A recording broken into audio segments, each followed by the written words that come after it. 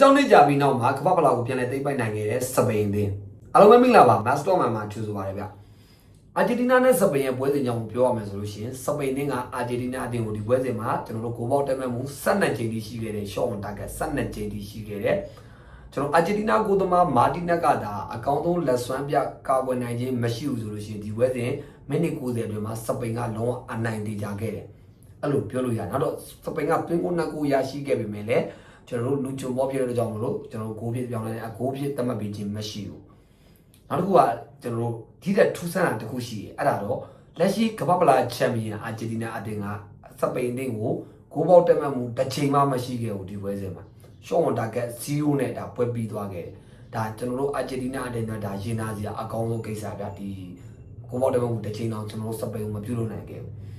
ဘာလို့လဲဆိုတော့ကျွန်တော်လီယိုနယ်မက်ဆီကိုကျွန်တော်စပိန်နဲ့အကောင်းဆုံးလူကကစားတယ်လီယိုနယ်မက်ဆီမှမလုပ်နိုင်ဘူးဆိုအာဂျင်တီးနားကောင်တွေဘာမှလုပ်လို့မရအောင်ဒါမှန်တယ်ကွာလီယိုနယ်မက်ဆီကနေပြီးတော့ပဲဘောလုံးဖြန့်မှတာသူတို့အလုပ်လုပ်လို့ရတယ်အဲ့တော့လီယိုနယ်မက်ဆီကိုပိတ်ထားလို့ကြောင့်မလို့သူတို့ဘာမှလုပ်လို့မရဘူးဒါတော့မှလီယိုနယ်မက်ဆီကဒီပွဲစဉ်မှာသူ့ကိုဒီလောက်လူကကစားရတော့မှတောင်းငံဘောကနေကျွန်တော်တို့ cross ဘောကနေရသလောက်ကိုသူဖြတ်တင်ပေးတယ်သူ့အသင်းသားတွေအကိုပြပြောင်းလဲနိုင်ခြင်းမရှိခဲ့ဘူးเนาะဒါကြောင့်မို့လို့ကျွန်တော်လက်ရှိ 1-0 ဆိုတဲ့ရလနဲ့ရှုံးနေခဲ့တယ်အဲ့ 1-0 ဆိုတာတော့မှကျွန်တော်ပြောပြအောင်မယ်အန်ဆိုဘာနက်တက်ကလက်ရှိအာဂျင်တီးနားကျွန်တော်တို့တိုက်စစ်စင်နိုင်စွမ်းနေအားနေနေတဲ့အချိန်မှာတော့မှအန်ဆိုဘာနက်တက်ကမလိုလားအပ်တဲ့ကျွန်တော်တို့အဝါကတ်တွေယူတယ်82မိနစ်မှာတောက်သွား93မိနစ်မှာကူပါစီရဲ့ချက်လောက်ကိုကျွန်တော်တို့ဒါဘောလုံးမထိပဲနဲ့ရိုက်ပြီးတော့ဒါကထပ်ပြီးတော့ကျွန်တော်တို့အဝါကတ်ထပ်ထိပြီးနောက်ဝါတက်ဒီနဲ့90 plus ပြီးမှထွက်ခွာခဲ့ရတယ်အဲ့ချိန်မှာအာဂျင်တီးနားပို့ပြီးတော့အန်ဆိုဘာနက်တက်ထောက်ပါတော့ပိုခတ်ခဲတယ်ဟောဆို17ယောက်မှာမနေ့ကစားနေရတဲ့အနေအထားမျိုးမှာဗျာ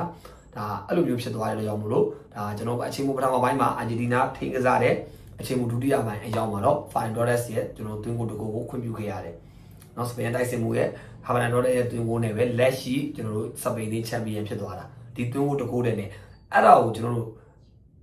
ဘောနော်ပယ်နယ်တီထိတာသွားမယ်ဆိုလို့ရှိရင်ဒီကြပေါ့အာဂျင်တီးနားရဲ့ချက်ရှိတယ်မာတီနက်ကကျွန်တော်ပယ်နယ်တီကောင်းတယ်ပေါ့နော်သူတို့ကလည်းအဲ့လိုပုံစံမျိုးသွားဖို့အတွက်ရည်ရွယ်တယ်ဒါပေမဲ့နောက်ဆုံးစပိန်ကတောက်လျှောက်တိုက်တော့တော့ဒါခွင့်ပြုပေးခဲ့ရတယ်ပေါ့နော်ယူနီယံမက်ဆီတော့ကတော့စိတ်မကောင်းဘူးဒါသူ့ရဲ့နောက်ဆုံးဝေါ်ကပ်ဖြစ်သွားနိုင်တယ်သူ့ရဲ့အတင်းသားတွေကိုယ်တိုင်ကလည်းသူ့အတွက်ဒီကမ္ဘာဖလားကိုရယူပေးစီခြင်းနဲ့ဆိုပြီးတော့ကြုံဝါထားတာလက်ရှိတော့ဒုတိယနေပဲကျင်းနေခဲ့ရတယ်စပိန်တင်းကလည်းဒီကမ္ဘာဖလားကိုရယူနိုင်တာတခုတည်းမဟုတ်ဘူးသူ့ရဲ့အတင်းကစားသမားတွေကလည်းအကောင်းဆုံးကစားသမားစုတွေစုခုခဲ့တယ်အဲ့ဒါရိုဒီကျွန်တော်တို့ကအကောင်းဆုံးကစားသမားစုGolden Boss ကိုရရှိခဲ့တယ်ပြီးတော့ Unai Simon ကလည်းကျွန်တော်တို့ဒါ Golden Glove เนาะအကောင်းဆုံးကျွန်တော်တို့ရွှေလက်အိတ်စုပေါ့เนาะနောက်ကျွန်တော်တို့ခုပါစီကကျတော့ကျွန်တော်တို့အကောင်းဆုံးလူငယ်ကစားသမားစုเนาะဗယန်ပလီယာပေါ့ဒီလိုစုတွေကိုကျွန်တော်တို့အကောင်းဆုံးစုခုသွားနိုင်ခဲ့သလို Ferran Torres ကလက်ရှိသူ့ရဲ့တွင်ကိုတကိုတဲ့နဲ့စပိန်နဲ့ကမ္ဘာဖလားကိုစုခုနိုင်တယ်ဆိုတဲ့ record ရရှိခဲ့ပါတယ်ဗျာเนาะတလုံးနဲ့ကျွန်တော်ရရှိခဲ့တယ်ဒီလို record အသီးသီးတွေရရှိပြီးဇာသမားတွေအကုန်လုံးမှတ်တမ်းကောင်းတွေရေးလို့နိုင်ခဲ့ပါတယ်ဗျာเนาะ2010ကမ္ဘာဖလားချန်ပီယံစပိန်အသင်းနဲ့2026ကမ္ဘာဖလားချန်ပီယံစပိန်အသင်းဘာတွေကြောင့်မှုရှိလဲ brother တို့အမြင်ကို comment ရေးခဲ့နိုင်ပါတယ်ဒီလိုဆုံးအောင်ကြည့်ပြကြညီကိုတွေအားလုံးကျေးဇူးများတင်ပါတယ်ဗျာ